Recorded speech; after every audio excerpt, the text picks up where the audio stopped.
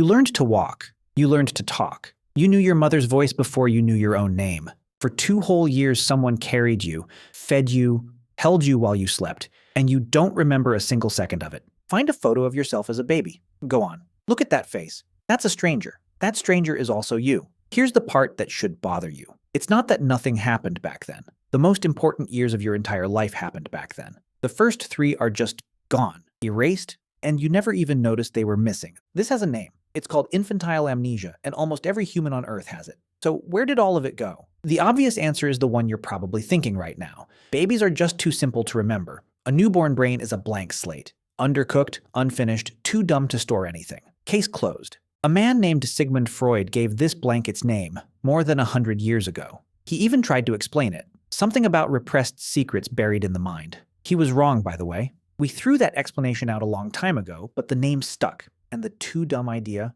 it falls apart the second you look closely. Because babies obviously learn. A 1-year-old picks up language at a speed that would humiliate any adult. They recognize faces, they know who's safe and who's a stranger. Their brains are soaking up the world like nothing else ever will. So they're not blank. They learn constantly. They just keep none of the moments, none of the episodes. Learning, it turns out, is not the same thing as remembering. So if the baby brain works, why doesn't the camera roll save? Meet your hippocampus. It's a small curled structure deep in your brain, and it has one job. It's the librarian. Every memory of an actual event, a moment with a time and a place, gets filed by the hippocampus. Your first kiss, last Tuesday's coffee, where you parked the car. That's all the librarian's work. But in a baby, the librarian is still being built. The hippocampus doesn't reach anything like full maturity until somewhere around age 3 to 5.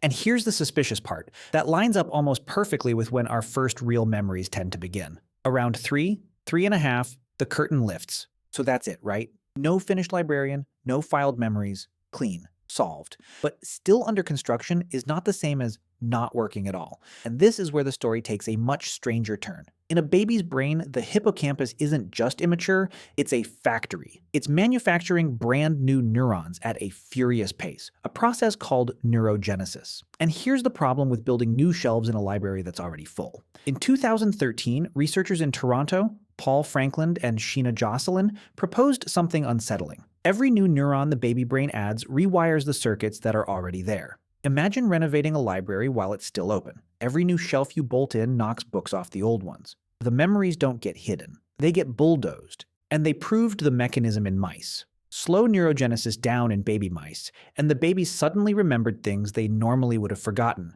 Speed it up in adult mice, and the adults started forgetting. The factory was the culprit. So maybe the memories were never locked away at all. Maybe they were simply paved over, gone for good. The memories aren't gone. Or are they? Hold on to that. Now, everything I've told you so far points one direction. The baby brain barely records, the librarian isn't finished, and whatever does get written gets overwritten. For decades, that was the consensus. The recording light basically was off. And here's where it gets strange, because in 2025, scientists did something nobody had managed before. They looked inside. A team at Yale, led by Tristan Yates and Nick Turk-Brown, did something that sounds almost impossible. They put babies, some as young as 4 months old, into an fMRI scanner and watched their brains in real time while the babies formed new memories. And the hippocampus lit up. The librarian was working. Not only that, when a baby's hippocampus fired harder while seeing a new picture, that baby was, by around their first birthday, more likely to recognize the picture later. Stronger signal. Better memory. The recording light wasn't off. It had been on the whole time. Sit with what that means. The baby brain does save the memory, which flips this entire mystery on its head. If the file is being written, then infantile amnesia was never really a recording problem at all. It's a retrieval problem. The memories were saved. You just can't open the file. The memories aren't gone.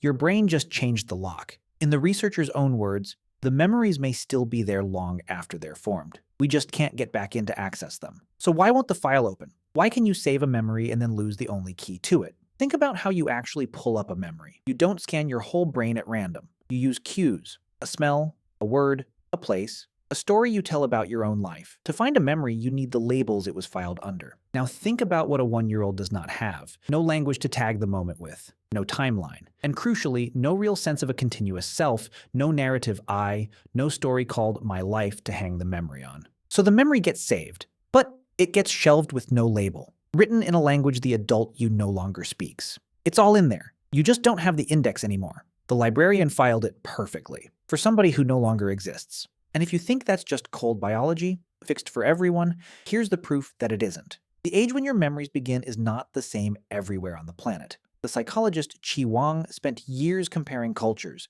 and the gap is real. People raised in Western families tend to have their first memories several months earlier than people raised in East Asian families. Across cultures, the average age of that very first memory swings by up to 2 whole years. What makes the difference? Talk. The more a family does that, remember when we went to the beach, what did you see? Kind of storytelling with a small child. The earlier that child's curtain lifts. Teach a kid to narrate I, and the memories start to stick sooner. But that cuts the other way too. It means a lot of what you remember from age 3 or 4 isn't really a recording at all. It's a story, rebuilt from photographs, from a parent's retelling, from a version told so many times it feels like yours. You're not playing back the tape. You're reconstructing the room from the postcards. So go back to that baby photo one more time. That child encoded everything. The smell of the room, the face leaning over the crib in the dark, the exact moment the floor first held their weight and they took a step. None of it was lost. It's still in there, right now, behind a lock. But the key was a person. A person with no words, no timeline, no story, no I. A person you used to be for the 2 most important years of your life and can never become again. You were there for the whole thing, and you will never be invited back. The memories aren't gone. Your brain just changed the lock and threw away the only one who ever held the key. If sitting with that did something to you, that quiet vertigo of being a stranger to your own beginning, that's exactly the kind of thing this channel exists for. Subscribe, and we'll keep looking inside.